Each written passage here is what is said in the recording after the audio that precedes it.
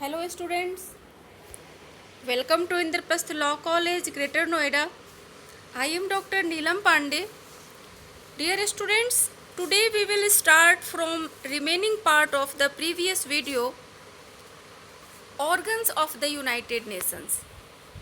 Students, we have already discussed its two organs, the General Assembly and the Security Council. Now we are going to start the International Court of Justice. So let's start. The International Court of Justice, located in The Hague, Netherlands, is the principal judicial organ of the United Nations. Students, ये international court of justice Netherland के Hague शहर में है और ये United Nation का एक प्रमुख जुडिशियल अंग है. The court consists of 15 judges from different countries elected by the General Assembly and the Security Council. Students, और इस कोर्ट में 15 जजेज होते हैं जो अलग अलग कंट्रीज से चुन करके आते हैं और इन कंट्रीज को जनरल असेंबली और सिक्योरिटी काउंसिल इलेक्ट करती है. They are elected for a 9-year term और इनका चयन 9 सालों के लिए होता है. नो टू जजेस can be citizens of the same country और एक ही कंट्री से 2 जज नहीं हो सकते हैं. Now we see the functions of the international court of justice. To settle disputes brought to it by member nations. Students, अगर कोई यूनाइटेड नेशन का मेंबर स्टेट कोई विवादित मुद्दे को लेकर आता है तो उसको भी सेटल करने का काम, उसको भी देखने का काम यूनाइटेड नेशन का है. To provide legal advice to any of the United Nation on request. इसके अलावा ये जो इंटरनेशनल कोर्ट ऑफ जस्टिस है ये यूनाइटेड नेशन के किसी भी ऑर्गन्स को लीगल एडवाइस भी देता है. Now we see the fourth organ of the United Nation, the trusteeship council. The trusteeship council was set up immediately after the second world war. Second world war के ख़त्म होने के तुरंत बाद ट्रस्टीशिप काउंसिल की स्थापना की गई. It was set up the ensure the proper administration and development of those areas of the world that were under foreign rule. Students, विश्व में ऐसी जगह जो अंतर्राष्ट्रीय क्षेत्र के अंतर्गत आते हैं उसके समुचित प्रशासन और विकास की भी ये निगरानी करता है. The council was also to take steps to help them attain self government. ये काउंसिल अगर कोई सेल्फ गवर्नमेंट स्थापित करना चाहता है तो उसको भी ये हेल्प करता है. By 1994, all trust territories had attained self government. 1994 तक हम देखते हैं कि जितने भी ट्रस्ट टेरिटरीज थी वो सेल्फ गवर्नमेंट में बनने में इसने मदद की. The council will now meet only if required to do so. Now we see the economic and social council. The economic and social council consist of 54 members elected by the General Assembly. Students,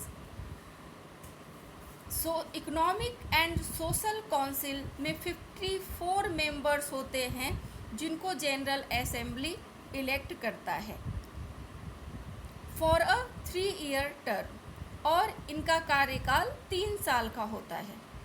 the economic and social council discusses major economic and social issues. और ये जो economic and social council है वो जो major economic और social issues हैं world के, उनको डिस्कस करता है. It is mainly concern with the management of the United Nations social, economic, cultural and the humanitarian activities. Students, खास करके ये यूनाइटेड नेशन के का जो सोशल इकोनॉमिक, कल्चरल और ह्यूमैनिटीज़ एक्टिविटीज़ है, उसके मैनेजमेंट को भी देखने का ये कार्य करता है. मुख्य कार्य इसका यही है. Its main functions are as follows: to promote economic and social progress, economic और सोशल प्रोग्रेस को प्रोमोट करना. To solve problems relating to health, illiteracy, unemployment etcetera. Health issue, illiteracy, unemployment जैसे जो प्रॉब्लम्स है, उनको सॉल्व करना भी इस काउंसिल का कार्य है. To coordinate the functions of the agencies of the United Nation like the international monetary fund, the International Labour Organization, the Food and Agricultural Organization, the World Health Organization, the United Nations Educational, Scientific and Cultural Organization, the United Nations International Children's Fund, etc. तो ये सारी जो एजेंसियां हैं, इन एजेंसियों को coordinate करने का कार्य और उनके कार्यों को देखने का कार्य भी the economic and social council के ही जिम्मे है. Now we see its last organ, the secretariat. The secretariat is the principal administrative department of the United Nation. Secretariat जो है, ये यूनाइटेड नेशन का एक प्रमुख एडमिनिस्ट्रेटिव डिपार्टमेंट है. It is headed by the Secretary General appointed by the General Assembly on the recommendation of the Security Council for a term of 5 years. He can be re-elected. Students, और secretariat जो है, इसको head करता है secretary general. और इस secretary general की appointment कौन करता है? तो जनरल असेंबली करता है. और किसके रिकमेंडेशन पर? तो सिक्योरिटी काउंसिल के रिकमेंडेशन पर. यानी कि सिक्योरिटी काउंसिल के रिकमेंडेशन पर जनरल असेंबली इलेक्ट करता है सेक्रेटरी जनरल को, जो सेक्रेटेरिएट का हेड होता है. और इनका कार्यकाल 5 साल का होता है और दोबारा भी इसका चुनाव हो सकता है. The staff of the secretariat is appointed by the secretariat general. और सेक्रेटेरिएट के जो स्टाफ होते हैं, उनका अपॉइंटमेंट सेक्रेटेरिएट जनरल करता है. They are chosen from among the 192 member countries. और यूनाइटेड नेशंस के जो जितने भी कंट्रीज़ हैं, यानी 192 जो कंट्रीज मेंबर्स हैं, इन्हीं में से वो स्टाफ को चुनता है. The Secretariat General holds a key position in the administration of the affairs of the United Nations. और ये जो सेक्रेटेरिएट जनरल है, वो यूनाइटेड नेशन के मामले में, यानी उसके एडमिनिस्ट्रेशन में इसका मुख्य रोल होता है. ही ऑर्गेनाइज कॉन्फ्रेंस, ओवरसीज पीस कीपिंग operations, drafts reports on economic and social trends, prepares studies on human rights, mediates in international disputes, and prepare budget estimates. Students, ये जो जनरल सेक्रेटरी है, ये यूनाइटेड नेशन के administration में इसकी बहुत महत्वपूर्ण भूमिका होती है.